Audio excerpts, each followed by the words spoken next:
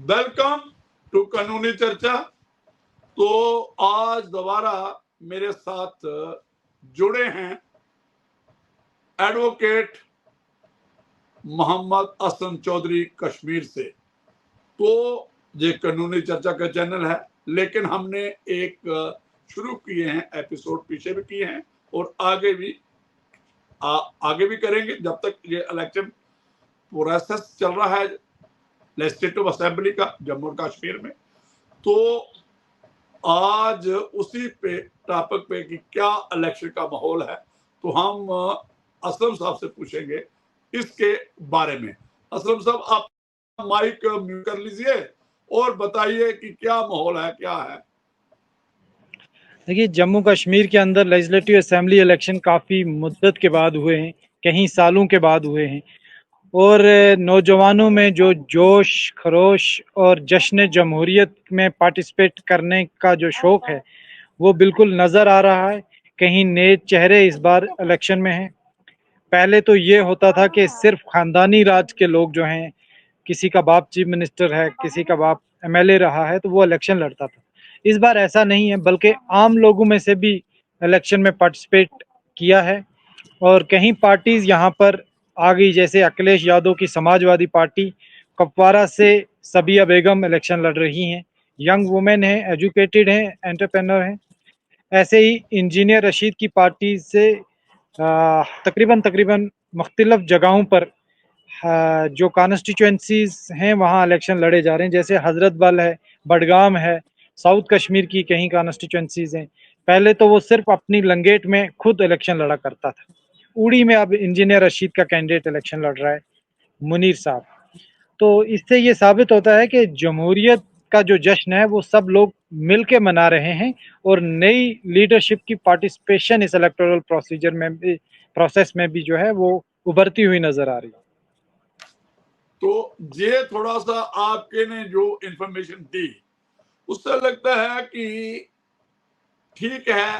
तो आपने की डिनेस्टी पॉलिटिक्स की बात, तो डिनेस्टिक पार्टी पॉलिटिक्स वाले भी ग्रैंड अलायंस में हैं, जो चर्चा होती है जिनपे एक लगता है कि भाई आप डिनेस्टिक, तो वो भी हैं, उनका भी।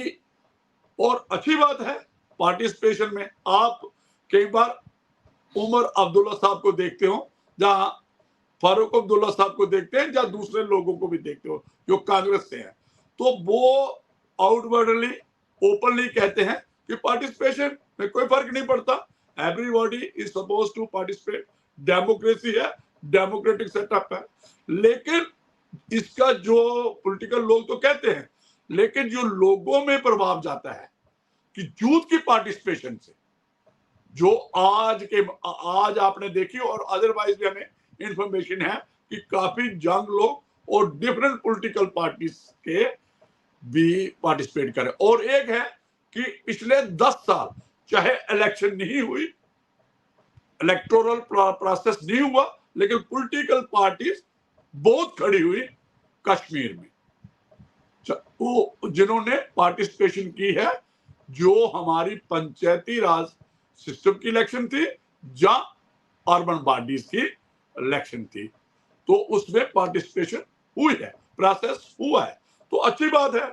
तो मैं एक ये पूछना चाहता हूं, जो नए प्लेयर आए हैं, क्या ये ग्रैंड अलायंस का जो आपने रेफर किया डायनेस्टिक पॉलिटिक्स, क्या उनका मुकाबला कर सकेंगे ग्राउंड जीरो पे और प्रैक्टिकली? अनमूड कहिए और बताइए क्या है। देखिए, ये कहना तो अभी प्री मैच्योर होगा कि क्या इंडिपेंडेंट कैंडिडेट्स जीत जाएंगे या नहीं, लेकिन इतना ज़रूर कहेंगे कि मुकाबला हो या ना हो, अपोजिशन तो स्ट्रांग होगी और जो एग्जिस्टिंग पार्टीज़ हैं उनको मेहनत करने की अभी ज़रूरत है। जैसे डॉक्टर सजाद साहब का नाम उड़ी में ऐसा था कि ये इलेक्शन में आएगा और जीत जाएगा, लेकिन इस बार उसको स्ट्रांग कंपटीशन डिफरेंट लोगों ने दिया। डॉक्टर बशीर चालकू ने दिया उसको, ग्रैंड अलायंस वहाँ पर अल्ताफ बुखारी, ताज मोहिद्दीन, इनकी आपस में बनी। तो इस वक्त दोनों पार्टीज को मेहनत करनी पड़ रही है और वोटर की जो कीमत है वो पार्टीज को अब चुकानी पड़ रही है। पहले तो इन्होंने एक विरासत समझ रखी थी, वो कम हो गई। आपका कहना था कि जो पहले था वो वन साइडेड अफेयर होता था, अब कंटेस्ट है और लोग वोटर्स की, इसका मतलब है कि जो इलेक्टर है, वोटर है, उसकी वैल्यू बढ़ी है। तो फिर अच्छा कंटेस्ट है, अच्छी बात है कि ये डेमोक्रेटिक सेटअप में हेल्थी कंटेस्ट और होना चाहिए। तो ये आपको नॉर्थ कश्मीर में मिलेगा, मुझे लगता है साउथ कश्मीर में भी है। तो जैसे अभी तो कोई और नए प्लेयर भी आ चुके हैं, जो जमाते इस्लामी भी आ चुकी है साउथ में। उन्होंने, चाहे जमाते इस्लामी पे बैन है, लेकिन उन्होंने अपने इंडिपेंडेंट कैंडिडेट जो खड़े किए हैं साउथ। तो अच्छी बात है। अच्छा, नेक्स्ट मेरा क्वेश्चन ये है कि ये जो एक आया था पार्लियामेंट इलेक्शन में, इंजीनियर रशीद ने काफी जोश दिखा के कैसे भी किया पार्लियामेंट सीट, जो जेल के अंदर से उसने जीती है। तो अब वो बेल पे हैं, जेल से बाहर हैं। तो अब क्या देखते हो, उनका क्या इफेक्ट है? और उन्होंने साउथ में भी अपने कैंडिडेट किया है और जमाते इस्लामी से अलायंस भी किया है। तो कैसा है, क्या नहीं? तो अच्छी थोड़ा बात है, उसके बारे में इंजीनियर बताइए। रशीद ने जमहूरी निज़ाम को एटलीस्ट एक्सेप्ट तो किया। वो बाज़ अवकात ऐसे बयानात देता था कि मुझे जी कश्मीर के लिए अलग से कॉन्स्टिट्यूशन चाहिए, 370 जो है उसको तो अलग छोड़ो, बल्कि रायशुमारी की बात करता था।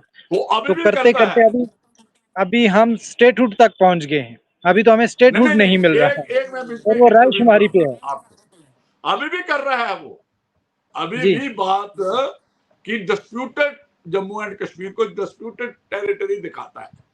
तो उसको अपने आप का स्टैंड, आप क्या कहते हैं इसके बारे में कि कश्मीरी लोग उसको डबल उसका चेहरा देखते हैं कि ये एक तरफ तो इलेक्शन लड़ता है और दूसरी तरफ जो बात करता है कि पेल्विसाइड की करता है, जो यूएन का रेजोल्यूशन है, जो भी क्या रेलेवेंट है या इरेलीवेंट है, लेकिन ये उसको उसके बारे में भी चर्चा बना रहा है। तो उसके बारे में बताओ, लोग क्या देखते हैं आई कि कैन ये से ही इज ए सिर्फ स्मार्ट एक पॉलिटिशियन। वो लोगों की सेंटिमेंट का इस्तेमाल करके वोट बैंक तैयार करता है। अलबत्ता जो फ्यूचर में हमें बहबूदी या फलाह बहबूदी के जो प्रोजेक्ट्स हैं वो इंजीनियर रशीद की पार्टीज में नहीं मिलते। इंजीनियर रशीद के कैंडिडेट्स वैसे डिलीवर नहीं कर पाएंगे जैसे नेशनल कॉन्फ्रेंस या कांग्रेस के कैंडिडेट कर पाएंगे, क्योंकि इन्होंने जब भी कोई बात की है उसको यूनियन गवर्नमेंट ने एक्सेप्ट भी किया है। इंजीनियर रशीद की कोई भी बात अभी तक एक्सेप्ट नहीं हुई है सिवाय उसकी बेल एप्लीकेशन के, और बेल तो के ये, सहारे वो जो है ये सारी चीजें कर रहा है। तो देखिए जो आपने बात की, तो नेशनल कॉन्फ्रेंस का और कांग्रेस का अलायंस, इसका काफी हिस्ट्री है दोनों पार्टी इन्फ्लुएंस और है, एक लोगों हिस्ट्री में है, भी एक आइडियोलॉजी। आइडियोलॉजी है, लोग इसको फॉलो भी करते हैं। और ग्रास रूट पे नेशनल कॉन्फ्रेंस के लोग आपको मिल जाएंगे, कहाँ? कश्मीर में।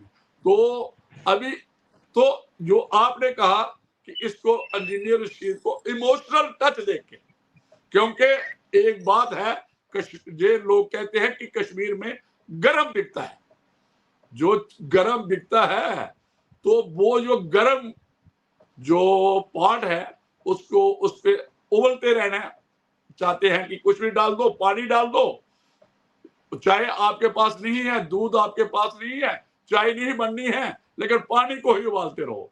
तो ऐसा लगता है आपको कि नहीं, पहलवी साइड में तो जो पॉलिटिकल पार्टी मेन स्ट्रीम है, उनका एजेंडा, उनकी बात एक लोग समझते हैं और फॉलो भी करते हैं। अभी मेरा थोड़ा सा और है, पीडीपी का कैसे रहेगा?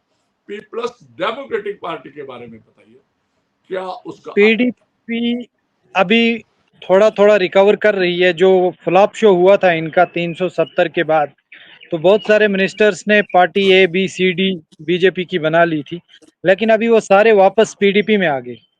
और पीडीपी अच्छा, जो पार्टी है तकरीबन तकरीबन अपनी कुछ सीटें ले सकती है। अब कितनी होगी नंबर में ये तो नहीं कह सकते, लेकिन एडवोकेट वो कमर हमें साहब कहने की की जरूरत सिचुएशन भी नहीं है। बेहतर रही, वहीद पर्रा की सिचुएशन, इल्तिजा मुफ्ती, ऐसा देखने को मिलता है कि कुछ सीटें उनको जो है मिल सकती हैं। और कुछ सीटें वो लेजिस्लेटिव जो जो मेंबर असेंबलीज कुछ उन्होंने जम्मू प्रोविंस में भी खड़े किए हुए।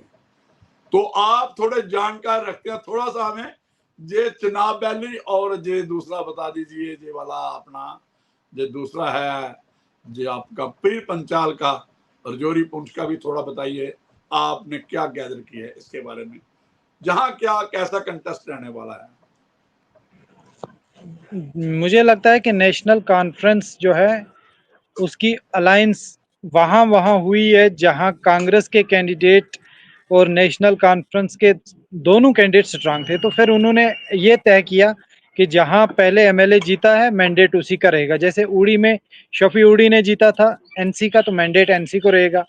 इसी तरीके से बटामालू साइड में तारिक हमीद कर्रा को मिल गया है, बनहाल में इफ्तिकार साहब को मिला है। तो मुझे लगता है ये जो इन्होंने एक मैच्योरिटी दिखाई अलायंस करते करते, तो इसका ठीक ठाक फायदा मिलेगा कांग्रेस और एनसी को, और कुछ सीटें बीजेपी और आजाद को भी मिल सकती, उसके इम्कानात भी। नहीं, क्या आप देखते हो, एक क्वेश्चन है, स्पेसिफिक क्वेश्चन है, मैं पहले आजाद डीएपी के बारे में पहले बाद में पूछूंगा, पहले मुझे पूछना चाहता हूं मैं, मुझे बताइए क्या कोई कैंडिडेट भारतीय जनता पार्टी का कश्मीर वैली में अपने तौर पे जीत सकता है? नहीं जीत सकता है, हैं? क्या बिल्कुल नहीं देखते हैं जीत, आप? Categorically no. एक सीट के इम्कानात हैं गुरेज में, क्योंकि वहां डीडीसी का कोई कैंडिडेट जीता है, और गुरेज एक ऐसा इलाका है, बॉर्डर एरिया है, जहां पर लोगों को डूबते को तिनके का सहारा जैसे कहते हैं, वैसे लोगों को सरकार की जो बीजेपी की तरफ से या किसी ऐसी एनजीओ की तरफ से शायद कोई हेल्प मिली होगी, वहां तो उस आप सीट कह सकते का हो इम्कान है। आप ऐसे कह सकते हो जो कश्मीर के सेंटीमेंट्स हैं, जो कश्मीर के, वो उसका आप क्या कहते हो, आपने गुरेज की बात की ना, जी तो गुरेज में उसका असर आप कहते हो जैसे लेह लद्दाख में कम है, ऐसे ही कश्मीर की जो सियासत है उसका असर आप गुरेज में कम देखते हो। तो वहां पे जी, भारतीय जनता पार्टी का कैंडिडेट के चांस है। जीत सकता तो है। दूसरा उसके आपने अलावा कहा, जो बीजेपी की ए बी हाँ सी डी जो टीम है, सजाद लोन हो, आजाद साहब हो, अल्ताफ बुखारी हो, ये तो इलेक्शन कंटेस्ट करने की भी सिचुएशन में कश्मीर प्रोविंस में नहीं है। नहीं है, नहीं। नहीं तो अभी आपका कश्मीर में आप प्रेफरेंस देते हो ग्रैंड अलायंस को, आपके मुताबिक। जी देखिए मैं ये बात कह दूं, लोग इस वक्त बड़ी समझ सोच के वोट डालेंगे। अगर समझ जी सोच के वोट नहीं डालेंगे तो फिर एक और एक्सपेरिमेंट कश्मीर में समझा जाएगा। हो जो जो जो 10 जो पिछले 10 साल में, एक डेकेड में कुछ पार्टीज उभरी हैं और आपके मुताबिक उभरी, लेकिन उसी वक्त नीचे हो रही हैं और उनका कोई ग्राउंड लेवल पे, ग्राउंड जीरो पे उनको कोई सपोर्ट जो लोगों की नहीं मिली है। चाहे आपने, तो आपने बीच में कहा था कि आजाद की पार्टी के बारे में आप क्या कहते हो कश्मीर में, जो डीएपी है, डेमोक्रेटिक आजाद पार्टी, इसके बारे में क्या कहते हो? आजाद साहब की पार्टी में जम्मू प्रोविंस या चनाब वैली नहीं, साइड जहां से वो कश्मीर में बिलोंग पहले हम करते कश्मीर को टच करें। हैं, कश्मीर में तो आजाद साहब को भी कोई सीट नहीं मिलेगी। अलबत्ता कोई नहीं ये नई मिलेगा, ठीक पार्टी है, तो एक नाम जो है वो एग्जिस्ट ठीक करेगा, और ठीक है, उस ठीक। नाम को तो एग्जिस्ट कर लेना ही काफी है, बिकॉज काफी नई पार्टी है। चलो चलो आ जाओ जम्मू में आओ, तो जम्मू में थोड़ा फीडबैक मैं दूंगा, तो आप जी उसको देखिए। आप भी देखते रहते हैं, पढ़ते रहते हैं, सुनते रहते हैं और काफी नजर रखते हैं, और एक मांझे हुए पॉलिटिशियन हम नहीं कहेंगे आपको, लेकिन पॉलिटिकल सिनेरियो, पॉलिटिक्स की जानकारी आपको है, और काफी, और तो आप तो कॉन्स्टिट्यूंसी वाइज बता रहे हैं। तो मैं ये बताऊं कि जम्मू में भारतीय जनता पार्टी और कांग्रेस के बीच में, और इन्होंने कांग्रेस के भी जो आ रहे हैं दिल्ली से लोग इलेक्शन कैंपेन के लिए, और भारतीय जनता पार्टी के लोग भी।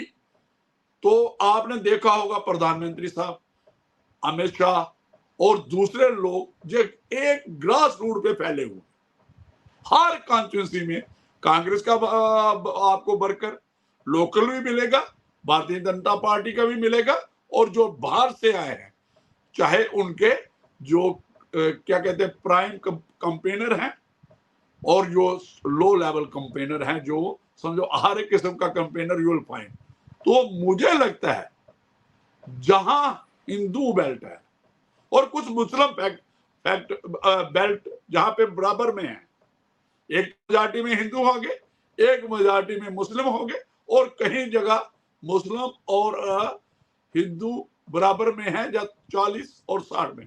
तो वहां पे जो कैंडिडेट अलायंस का होगा उसका 1 to 1 जो कंटेस्ट होगा, जो दूसरी पार्टी है, जैसे आपने इन जो पार्टियां आपने कश्मीर में कहा ना, वैसे ही उनकी जम्मू में भी हैं, लेकिन असर उनका वैसा ही होगा जैसे आप कश्मीर में देखते हो। तो मुझे बताइए, आप मेरे से इत्तेफाक करते हो, आप कैसे देखते हो, क्या इसमें? बिल्कुल, क्योंकि जम्मू प्रोविंस में जो हालात बदले थे, जो टेररिज्म की तरफ थोड़ा सा रुख हुआ था बीच में, उससे भी इलेक्शन पे काफ़ी असर पड़ जाता है, पार्टीज़ की मैनेजमेंट के ऊपर असर पड़ता है, क्योंकि बॉर्डर एरिया की पॉलिटिक्स अर्बन एरिया की पॉलिटिक्स से बिल्कुल अलग होती है। हम देखिए, गवर्नमेंट को जम्मू कश्मीर में जो बन सकती है, नहीं वो कश्मीर के चाहे जितने मर्जी जीत जाए। पिछले बार हमने बात की थी, आपको याद में होगा, वो दोनों को कश्मीर और जम्मू के मेंबर असेंबली जो भी आएंगे जीत के, जो भी वो इकट्ठे ही बना सकते हैं, ना कि जम्मू के जो मेंबर असेंबलीज होंगे, मैं पार्टी को नहीं टच कर रहा, वो भी एक्सक्लूसिव नहीं बना सकते, और ना ही कश्मीर के एक्सक्लूसिव बना सकते हैं। तो फिर आप अभी हाइपोथेटिकल गवर्नमेंट बनाइए, पिछले बार हमने बनाई थी, अभी आप इस वक्त देखो जो चेंज हुआ है नेक्स्ट फेज में होने वाला है, उसमें आप कैसे देखते हो? मुझे तो लगता है पीडीपी और इंजीनियर रशीद का अगर अलायंस होता है तो ये भी किसके साथ? प्रॉब्लम क्रिएट, नहीं, पीडीपी और किसके इंजीनियर साथ? रशीद के। हाँ चलो, पीडीपी और इंजीनियर शीट का हो गया, कि आगे फिर तब भी नहीं हो जाए, उस, तब भी नहीं कर सकेंगे। उसके बाद इंडिपेंडेंट कैंडिडेट्स और बीजेपी का अलायंस, और तीसरा एनसी कांग्रेस का ऑलरेडी है। तो आप भारतीय जनता पार्टी को जे पीडीपी को भी जोड़ते हो और इंजीनियर रशीद के साथ जोड़ के एक जो आप इनको कह दो एनडीए की सरकार, जिसमें भारतीय जनता पार्टी जो सेंट्रल लेवल पे मेजॉरिटी में है, तो आप बिल्कुल, इनकी क्योंकि जो सरकार बन। गुलाम नबी आज़ाद की पार्टी के लोग हैं उन्होंने भी इंडिपेंडेंट के नाम से ही फॉर्म भरा है, बिकॉज वो recognised party, national recognise recognised भी ठीक पार्टी है। नहीं, है। आपका कहने का मतलब ये हुआ कि इतने कैंडिडेट आ जाएंगे, इंडिपेंडेंट और इंजीनियरशिप और पीडीपी के, पीडीपी। पीडीपी बीजेपी और इंजीनियरशिप प्लस जी इंडिपेंडेंट, तो एक ये आप ग्रुप बना लो, पॉलिटिकल ग्रुप, जी जो असेंबली में एक क्लेमेंट हो सकता है इलेक्शन फॉर्म करने के लिए, ठीक है, सॉरी गवर्नमेंट जी। फॉर्मेशन में। तो दूसरी तरफ से ग्रैंड अलायंस की नहीं। भी हो सकता है, बराबर में दोनों तरफ से है। तो ये क्या आप देखते हो कि क्या पॉसिबल है भारतीय जनता पार्टी का पीडीपी के साथ जाना, जहां इंजीनियर रशीद के साथ जाना, क्योंकि ये पोस्ट पोल अलायंस होगा। क्या आप देख सकते हो जो हो सकता है इंडिपेंडेंट आ सकते हैं, इंडिपेंडेंट कैंडिडेट्स का आना कोई उसमें कोई बात नहीं। क्या ये जो आपने दो पार्टीज बनाई, इंजीनियर शीर एंड पीडीपी, ये जो हमने एनसी और कांग्रेस की रूलिंग गवर्नमेंट इस वक्त जो दिख रही है, ऐसा लग रहा है कि वेव ये है, नेशनल कॉन्फ्रेंस का चीफ मिनिस्टर हो सकता है या कांग्रेस का, या नेशनल कांग्रेस और नेशनल कॉन्फ्रेंस और कांग्रेस कुछ इंडिपेंडेंट्स को साथ रख के सरकार बनाएगी। एक तो ये सिचुएशन बनती है। दूसरी, इंडिपेंडेंट कैंडिडेट इसलिए मैं कह रहा हूँ, इंजीनियर रशीद की पार्टी में भी जो फॉर्म भरेगा वो भी एज इंडिपेंडेंट भरेगा। ठीक, कोई प्रॉब्लम तो नहीं, लेकिन इसका मतलब एफिलेटेड तो इंजीनियर होगा ना रशीद को, इंजीनियरिंग चीज का, हाँ, इसका एफिलेटेड तो मतलब है ना अवामी इत्तेहाद के रिलेशन साथ। है। तो इन सबको हम कॉन्स्टिट्यूशनली या टेक्निकली इंडिपेंडेंट कैंडिडेट्स ही कहेंगे। और दूसरे लफ्जों में कश्मीर में एक प्रिजम्पशन होती है, हूसोएवर इज इंडिपेंडेंट, तो उसको प्रॉक्सी कैंडिडेट माना जाता है। चलिए बाज औकात चलिए इंजीनियर ठीक है। रशीद को भी बीजेपी का ही टैग दिया गया। और तो फिर हम, अच्छा ये जो बातें हैं, ये जी अगर ये आपने जो बता दिया कि जो अलायंस है, तो आपने एक और बात कर दी कि जो ग्रैंड अलायंस है, इसमें भी आप कहते हो, क्या आपको तवक्को है कि ये फुल मेजॉरिटी से नहीं आएगी?